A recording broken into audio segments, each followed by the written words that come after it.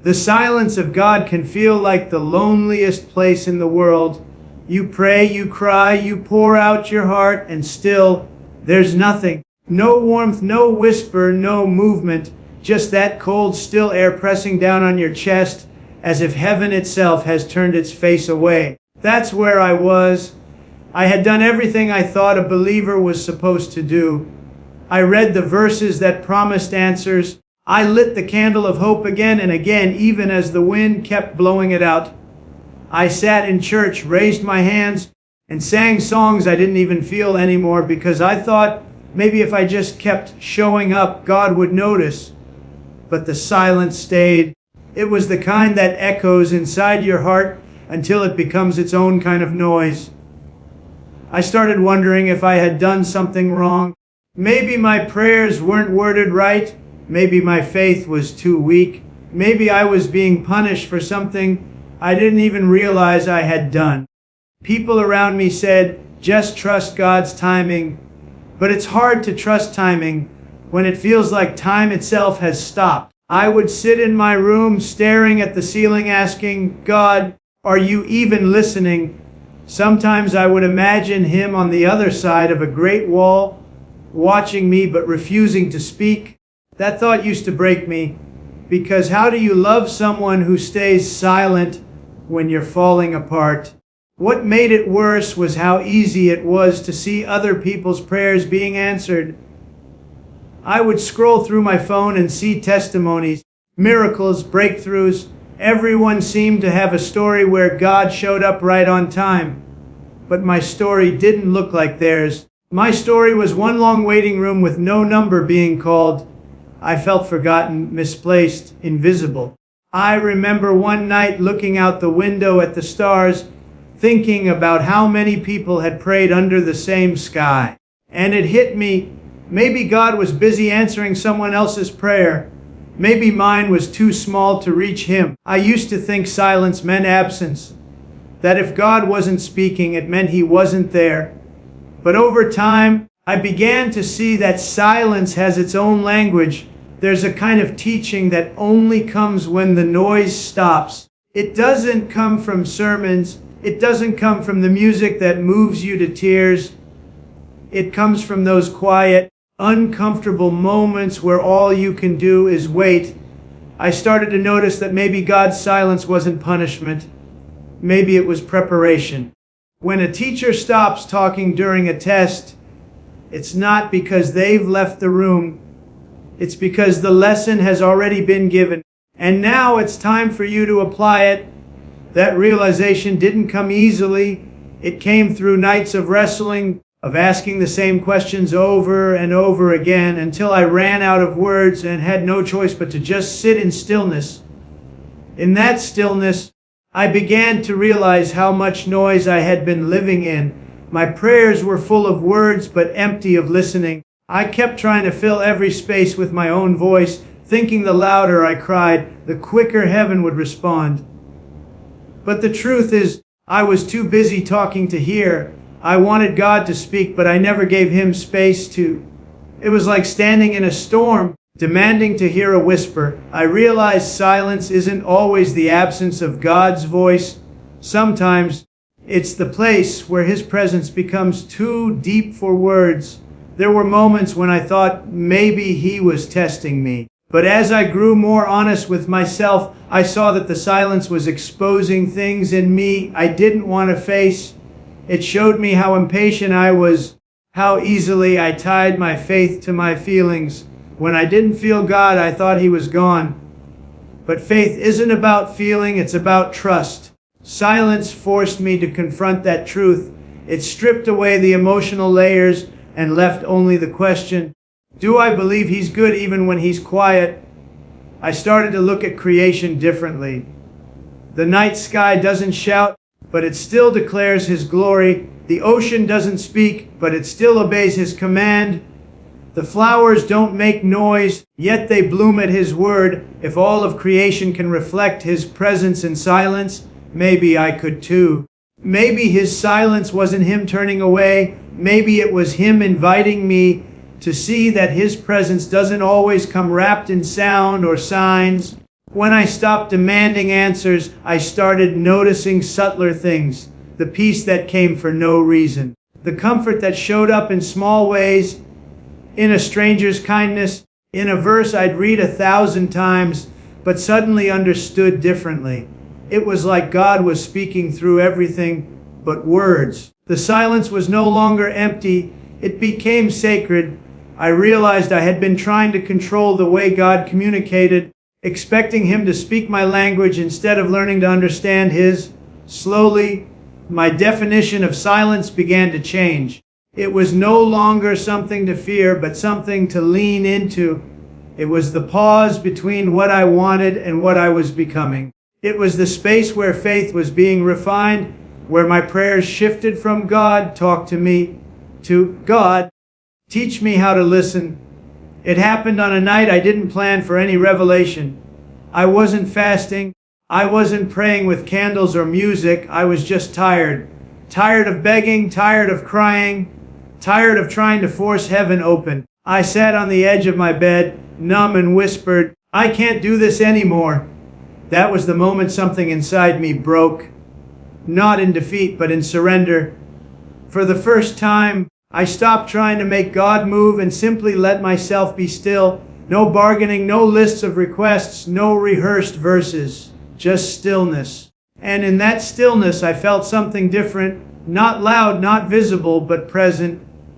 It was like the air changed, as if peace had entered the room quietly and sat beside me without announcing itself. That was the turning point. I realized that all along, I had been praying for God to speak when what He wanted was for me to stop talking. He didn't need my performance, He wanted my posture. I had been coming to Him like a worker clocking in for answers, not as a child resting in a father's care. That night, instead of asking for signs, I whispered something new. "If you're silent, I'll still stay." It wasn't strength that made me say it. It was exhaustion that led to surrender. But in that moment of letting go, something opened. I felt the smallest spark of peace, like a hand reaching into the chaos and pulling me up from the storm I had created in my own heart.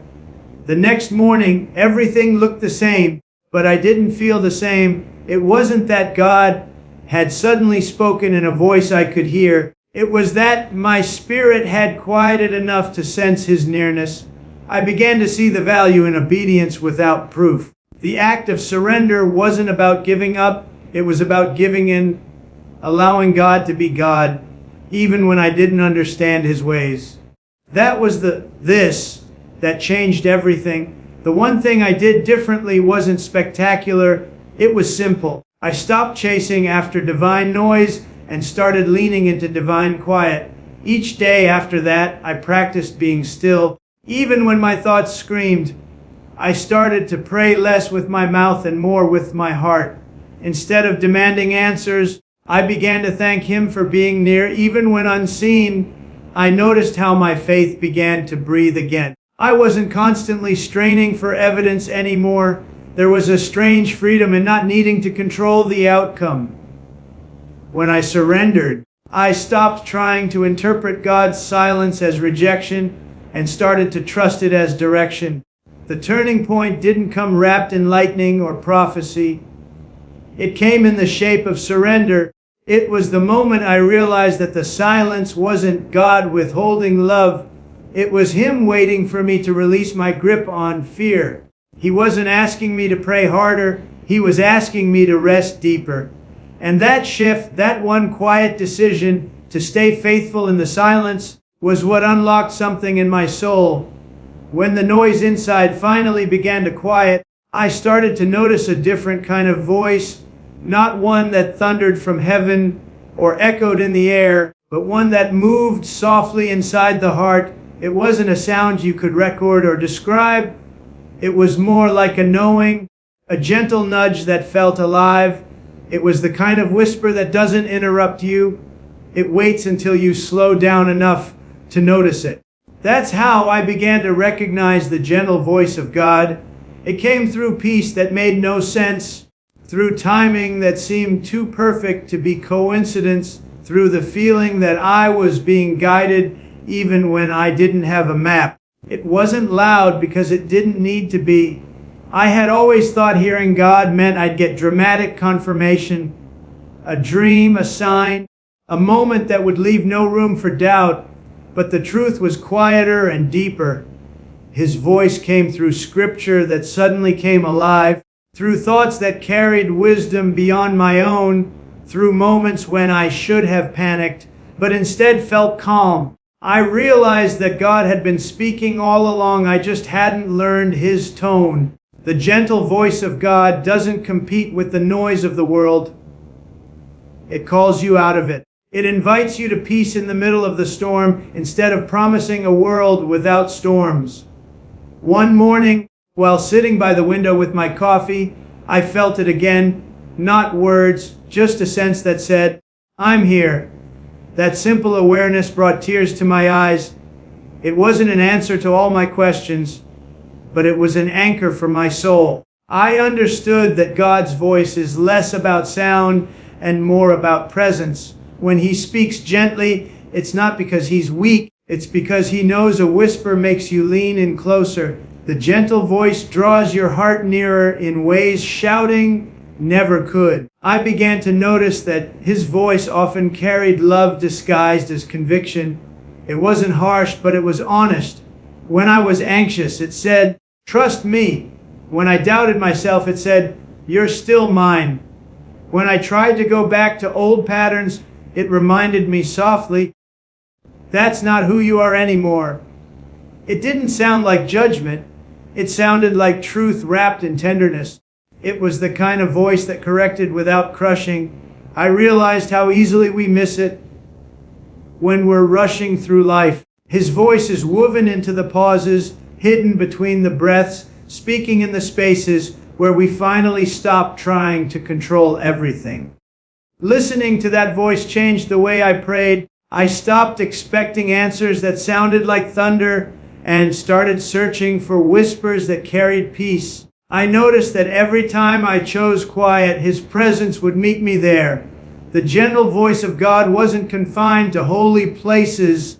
It followed me in the kitchen, in traffic, in the middle of ordinary moments. It spoke in ways that didn't demand attention, but left an imprint on my spirit. It reminded me that God doesn't always need to change the situation to show he's near. Sometimes he just changes the atmosphere within you. As the days went by, I began to see how the silence, the surrender, and the gentle voice were shaping me into someone new. I used to think faith was about getting answers, but now I understood it was about transformation. Something inside me had shifted quietly but powerfully. The same moments that once filled me with frustration now filled me with gratitude. I stopped asking, "Why me?" and started asking, "What are you showing me?" That small change of question opened up an entirely new way of seeing life. I realized that every delay, every unanswered prayer, every quiet night was not meant to break me, but to build me. God had been working in the silence all along, carving away impatience, pride, and fear until all that was left was trust. The more I trusted, the lighter I became. The weight I had carried for so long began to lift, not because my circumstances changed, but because my heart did. I learned that peace isn't the absence of problems, it's the presence of faith. I started to recognize God's fingerprints on the little things, the right word from a friend, the timing of an opportunity, the way my heart found calm even in chaos. These were not coincidences, they were gentle reminders that he had been there all along, weaving everything together with quiet precision.